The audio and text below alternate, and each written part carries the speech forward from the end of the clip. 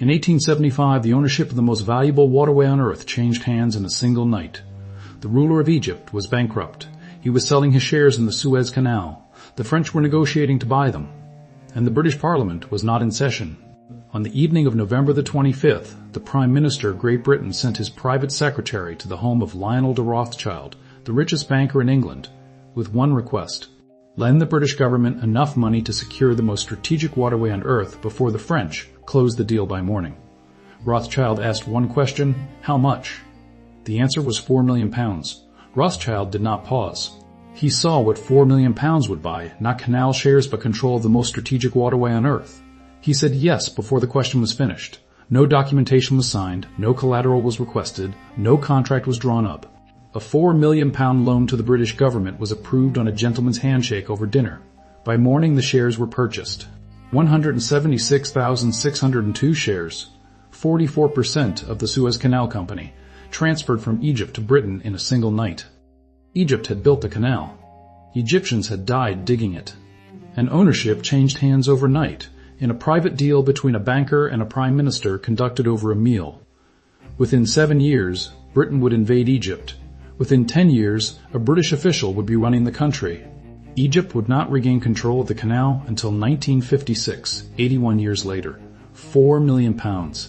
One dinner, 81 years of control. This is that documented story.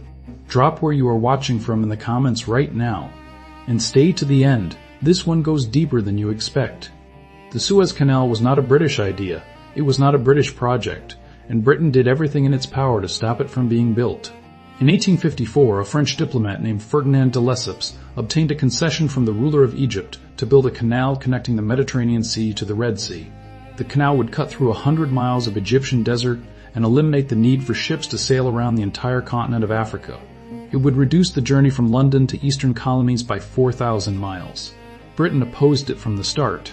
Lord Palmerston, the British Prime Minister, called the canal a threat to British interests. He believed a French-controlled canal would undermine Britain's dominance of the sea route to its empire. British diplomats lobbied against the project at every level. They pressured the Ottoman Sultan to block it. They warned Egypt's rulers that the project would bankrupt the country. They were right about the bankruptcy. They were wrong about stopping it. The Khedive of Egypt committed his country to the project. Egypt would provide the land, the labor, and a significant portion of the capital. The human cost was immediate. 1 million Egyptian peasants were conscripted as forced laborers to dig the canal by hand. They worked in shifts of 60,000 at a time, dragging sand and earth out of the desert floor with baskets and shovels.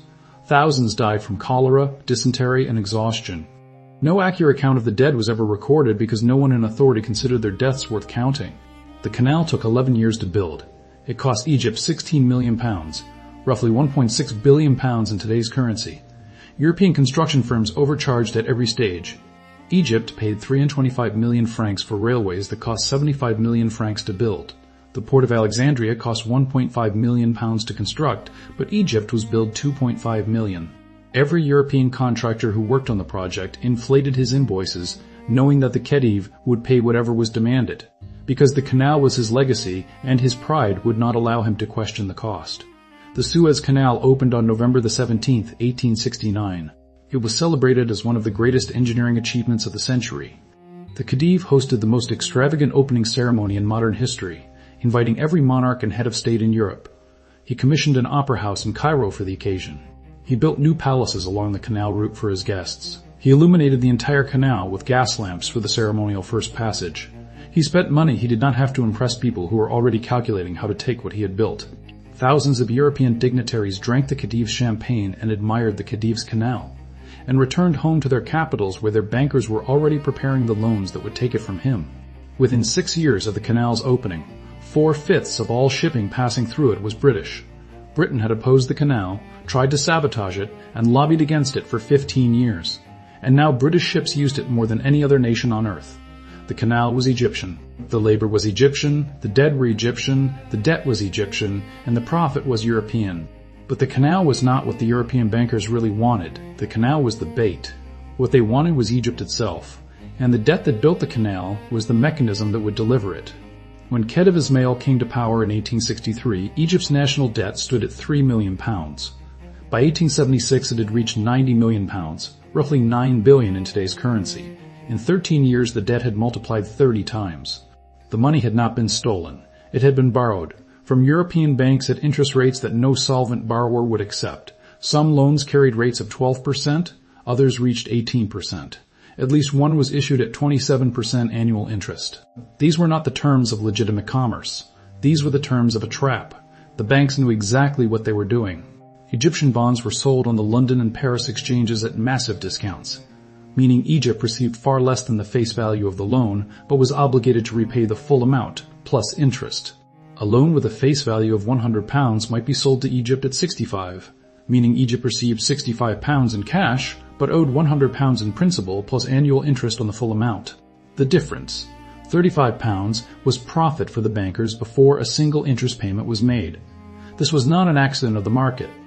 The banks deliberately structured the loans this way. They knew that a country borrowing at these rates would inevitably default, and they knew that default would give them leverage, the right to demand control of Egyptian revenue, Egyptian assets, and eventually Egyptian sovereignty. The loans were not designed to be repaid. They were designed to create dependency. The same banking houses that lent to Egypt also lent to the Ottoman Empire on identical terms, and the Ottoman Empire's finances collapsed in exactly the same way in 1875. It was the same mechanism applied across the same region by the same institutions. The pattern was not coincidence. It was strategy. The Khedive used the money to modernize Egypt. Railways, bridges, harbors, telegraph lines, schools, irrigation canals, sugar refineries. The projects were real. The ambition was genuine. Ismail wanted to transform Egypt from a tributary province of the Ottoman Empire into a modern nation-state. He told foreign visitors that Egypt was no longer a country of Africa, but a country of Europe.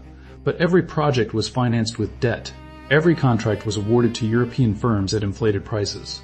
And every loan required another loan to service the interest on the previous one. The debt was not building Egypt's future, it was consuming it. By 1875, 2/3 of Egypt's annual revenue, most of it collected as taxes from peasant farmers, was being sent directly to European creditors. Egyptian farmers were taxed 4 times what they had paid a decade earlier. The land tax increased from 40 piastres per fadan to 160. The peasants who had built the canal with their hands were now paying for it with their harvests, and the Khedive was running out of things to sell. He had already sold the right to collect taxes in certain provinces directly to European financiers. He had sold government assets. He had pledged future revenues. And still the interest payments grew faster than the revenue. By November 1875, the Khedive faced 2 enormous debt payments due in December and January. He could not make them. Default was days away. And default meant European intervention. The bankers would come for the country itself. The Khedive had already approached the French. He had already explored selling the shares to a syndicate in Paris. He had already been offered terms so abusive that even a desperate man hesitated. He was trapped between a debt he could not pay and a sale that would give away the only asset his country had left. He had one asset left. His shares in the Suez Canal Company. 176,602 shares. 44% of the company that operated the most profitable waterway on earth. The shares were worth far more than any price he would be offered. But a man drowning in debt does not negotiate from strength. He takes what is offered, and what was offered would change the ownership of Egypt's future in a single night. The shares were worth far more than £4 million. The Khedive knew it. Rothschild knew it. Disraeli knew it. Everyone involved understood that Egypt was selling the most valuable asset on earth at a fraction of its true value, because a man drowning in debt does not negotiate. He takes what is offered. And what Rothschild offered was just enough to keep the Khedive above water for 2 more months. A French banker named André Dervieux had been negotiating with the Khedive for weeks. He had arranged a loan of 85 million francs at 18% interest, secured against the canal shares. The deal was nearly complete. But Dervieux's backers in Paris hesitated. They wanted better terms. They believed they could squeeze the Khedive further because his desperation was growing by the day. That hesitation cost France the Suez Canal. The story of how the shares changed hands moved through multiple channels simultaneously. On November 15, 1875, the journalist Frederick Greenwood, editor of the Pall Mall Gazette, learned that the French deal had stalled. He went directly to the Foreign Secretary Lord Derby with the information. Derby told the Prime Minister. Benjamin Disraeli understood instantly what was at stake. If France acquired the Khedive shares, combined with the French shares already held by private investors, France would control the canal entirely, Britain's lifeline to its empire. The route to India, to Australia, to Hong Kong, to every colony east of Suez would pass through a waterway owned by its oldest rival. Disraeli had opposed the canal for decades. He had called it a folly. He had lobbied against its construction. And now that it existed, now that 4/5 of the ships passing through it were British, he understood that controlling it was no longer optional. It was existential. The problem was speed. Parliament was in recess. There was no mechanism to authorize £4 million of government spending without a parliamentary vote. The Bank of England could not process a loan of this size without weeks of procedure, and the French could close their deal at any moment. Disraeli needed money from someone who could say yes without a committee. He needed Rothschild. Disraeli and Lionel de Rothschild were personal friends. They had known each other for decades. They dined together regularly. They moved in the same social circles. And Rothschild understood British imperial strategy as well as any man in the cabinet, because Rothschild's bank had been financing British imperial strategy for 3 generations. Disraeli sent his private secretary Montague Corey to the Rothschild home in Piccadilly on the evening of November the 25th. The conversation has become one of the most famous financial exchanges in British history. Corey told Rothschild that the Prime Minister needed £4 million immediately. Rothschild asked what security would be offered. Corey replied, "The British government." Rothschild asked when the money was needed. Corey replied, "Tomorrow." Rothschild did not pause.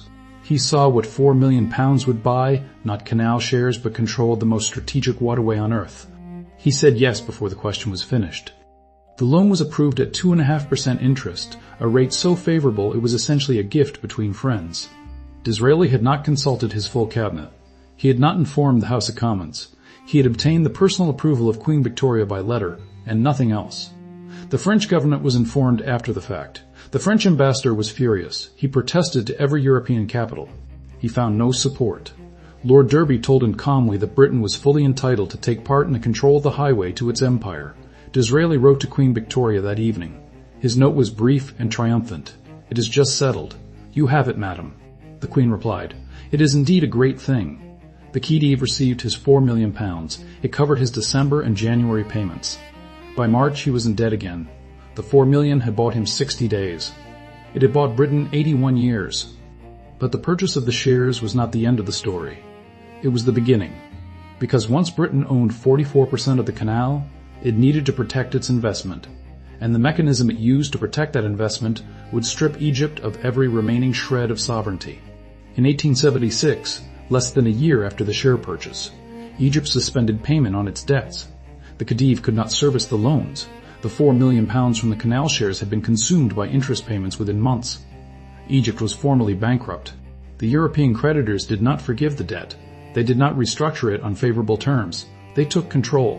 Britain and France imposed what became known as dual control, a joint Anglo-French commission that assumed direct authority over Egypt's finances. 2 European controllers, one British, one French, were appointed to manage every aspect of Egyptian government revenue and expenditure. They decided how much Egypt could spend on its own administration. They decided how much went to the creditors. The answer was 2/3. 2/3 of Egypt's annual revenue, collected primarily from peasant farmers who had already been taxed to the point of starvation, was redirected to European banks. The Caisse de la Dette Publique, the Public Debt Commission, was established to oversee the transfers. European officials now controlled Egyptian railways, ports, post offices, telegraph lines, and even the museums. A country that had existed as a civilization for 5,000 years was now administered by foreign bankers who had never set foot in a field of Egyptian cotton. The Khedive resisted. In 1879, Ismail attempted to dismiss his European controllers and reassert Egyptian authority over Egyptian finances. The European powers responded by pressuring the Ottoman Sultan to depose him. Ismail was removed from power and replaced by his more compliant son Tewfik. A ruler was removed from his own throne because he tried to control his own country's money. In 1881, Egyptian army officers led by Colonel Ahmed Urabi launched a nationalist revolt against European financial control. Urabi demanded constitutional government, an end to foreign interference, and Egyptian control of Egyptian revenues. The movement had massive popular support. The Egyptian peasants who had been taxed into poverty to pay European bankers finally had a voice. Britain responded with warships. In July 1882, the Royal Navy bombarded Alexandria. British troops invaded Egypt. The Egyptian army was defeated at the Battle of Tel el-Kebir in September. Urabi was captured and exiled. The Khedive was restored as a puppet, and Britain assumed direct control of the country. The occupation was described as temporary. It lasted 72 years.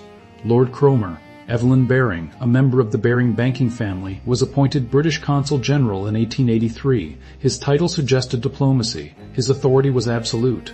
For 24 years, Cromer ran Egypt as a financial administrator. He controlled the budget. He directed the revenues. He ensured that the European creditors were paid before the Egyptian people were fed.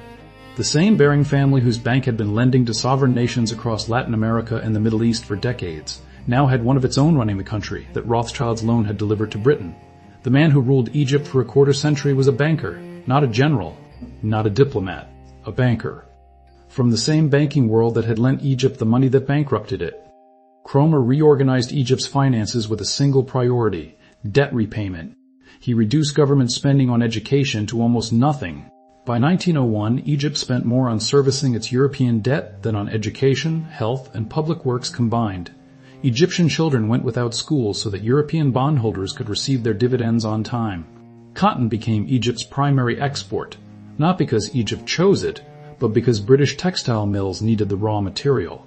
Egyptian agriculture was restructured to serve British industry. Farmers who had grown food for their families were forced to grow cotton for Lancashire. When the cotton price fell, as it did repeatedly, Egyptian farmers starved while British manufacturers found cheaper sources elsewhere. The occupation created a two-tier society. Europeans in Egypt paid no taxes. They were exempt from Egyptian law under the capitulations, a system of legal privileges that made every European citizen in Egypt immune from the courts that governed Egyptians. A British merchant could operate in Cairo, earn profits from Egyptian labor, and face no legal obligation to the country he was profiting from. Egypt was not a colony in name. It was something more efficient than a colony. It was a country whose sovereignty had been purchased, not with an army, but with a loan. The army came later. The loan came first. And here is the detail that makes this story something more than a history lesson. The £4 million that Rothschild lent to Disraeli on that November evening was not a favor.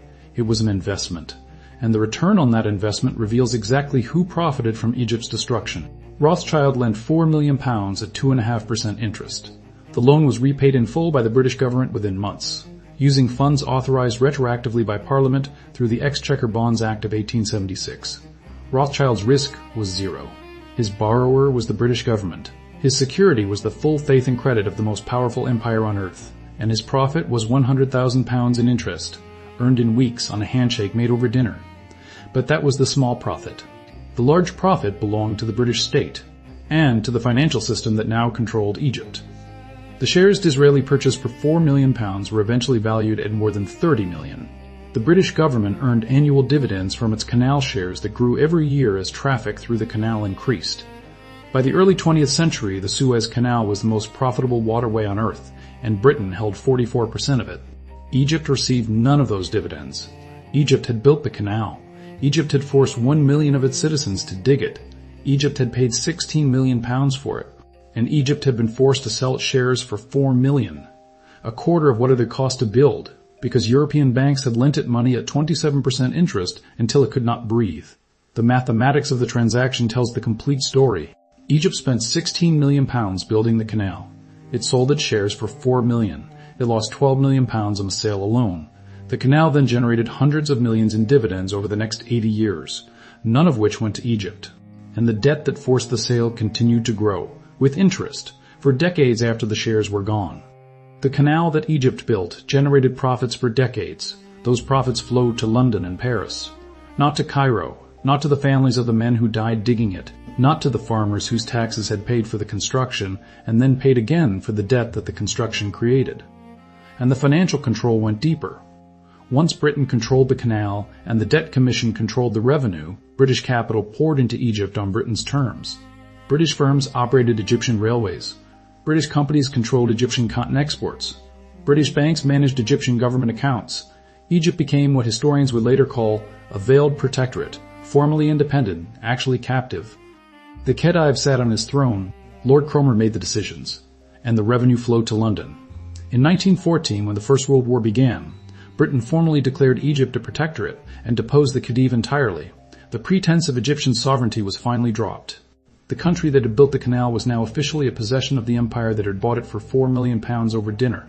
Egypt would not regain control of the canal until a military officer who had grown up under British occupation decided that 81 years was enough. And what happened when he acted reveals exactly how much the canal was really worth, and how little Egypt had been paid for it. Egypt was granted nominal independence in 1922, but Britain retained control of the canal, the military, and foreign affairs. For the next 30 years, Egyptian nationalists demanded full sovereignty. Britain refused. The canal was too valuable, the revenue was too important, and the strategic position, controlling the route between the Mediterranean and the Indian Ocean, was non-negotiable. It took a military revolution in 1952 to finally end the monarchy that Britain had installed, and it took one more act, 4 years later, to take back the canal. On July 26, 1956, President Gamal Abdel Nasser of Egypt stood before a crowd in Alexandria and announced that he was nationalizing the Suez Canal Company. The canal that Egypt had built and lost 81 years earlier was coming home. Nasser's speech was carefully planned. He had hidden the nationalization decree inside the text of a public address. The code word for the military unit standing by to seize the canal infrastructure was de Lesseps, the name of the French engineer who had built it. Every time Nasser spoke the name de Lesseps, the soldiers knew the operation was proceeding. Britain and France were furious. They had been collecting profits from the canal for 8 decades. The canal handled 2/3 of Europe's oil supply. Losing it meant losing control of the most strategic choke point in global trade. In October 1956, Britain, France, and Israel launched a joint military invasion of Egypt to retake the canal. British and French paratroopers landed at Port Said. Israeli forces advanced across the Sinai Peninsula. The invasion was militarily successful and politically catastrophic. The United States, under President Eisenhower, refused to support it. Eisenhower threatened to sell American holdings of British government bonds, which would have collapsed the pound sterling. He demanded Britain withdraw. The Soviet Union, under Khrushchev, went further. It threatened nuclear retaliation if Britain and France did not leave Egypt immediately. Britain was caught between the two superpowers. The empire that had bought the canal with a banker's loan was now being told to give it back by a country that controlled its finances. The mechanism had come full circle. Financial power had taken the canal from Egypt in 1875. Financial power took it back from Britain in 1956. The British Chancellor of the Exchequer, Harold Macmillan, who had initially supported the invasion, reversed his position when he saw the financial data. The pound was hemorrhaging value. Britain's gold reserves were draining. The International Monetary Fund refused to provide emergency support until Britain withdrew. Macmillan told the cabinet that without American financial backing, Britain could not sustain the operation for another week. The same financial dependency that had enslaved Egypt for 80 years now enslaved Britain to America. The country that had used financial leverage to take the canal discovered what it felt like when financial leverage was used against it. Britain withdrew. France withdrew. The canal remained Egyptian. The Suez Crisis marked the end of the British Empire as a global power. The country that had controlled a quarter of the Earth's surface could no longer act without American permission. The canal that Rothschild had purchased over dinner, the asset that had symbolized British imperial reach for 81 years, was the thing that finally proved the empire was over. Nasser became a hero across the Arab world. The nationalization of the canal became the defining act of post-colonial independence in the Middle East. And the canal that 1 million Egyptians had dug with their hands was finally owned by Egypt. The Suez Canal today generates more than $9 billion a year in revenue for Egypt. It is the country's third largest source of income. Every dollar of that revenue, every ship that passes through, every toll that is collected flows to Cairo. Not to London, not to Paris, not to the Rothschild Bank. It had taken 81 years. 16 million pounds to build, 4 million pounds to lose, and one speech to take it back. Egypt paid to build the canal. Egypt paid interest on the debt that built the canal. Egypt lost the canal for a quarter of its cost. And then Egypt paid interest on the debt that remained after the canal was sold. The same asset was monetized 4 times, and every time the money flowed in the same direction, out of Egypt and into European banks. 4 million pounds bought 44% of the most valuable waterway on earth. It bought the right to control Egypt's finances. It bought the justification to invade. It bought 24 years of rule by a banker from the Baring family. It bought a protectorate that lasted until the First World War. And it bought 81 years of profit from a canal that Egyptian hands had built and Egyptian lives had paid for. The 1 million Egyptians who dug the canal with their hands never received compensation. The thousands who died during construction were never counted. The farmers whose taxes paid for the debt were never consulted. The army officers who revolted against financial occupation were crushed and exiled. The Khedive, who tried to control his own finances, was deposed by foreign powers, and the two men who arranged the purchase over dinner. Disraeli became an earl and is remembered as one of Britain's greatest prime ministers. Rothschild earned his interest, maintained his friendship with the crown, and his family's bank continued to finance British imperial expansion for the next half-century. The men who took were celebrated. The people who built were forgotten. Every source is in the description. That is not a theory. That is a paper trail. If this connected something you were never taught in any classroom, that is exactly what this channel exists to do.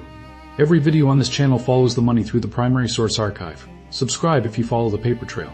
And if you made it this far, leave the word Rothschild in the comments so I know who stayed for the full story.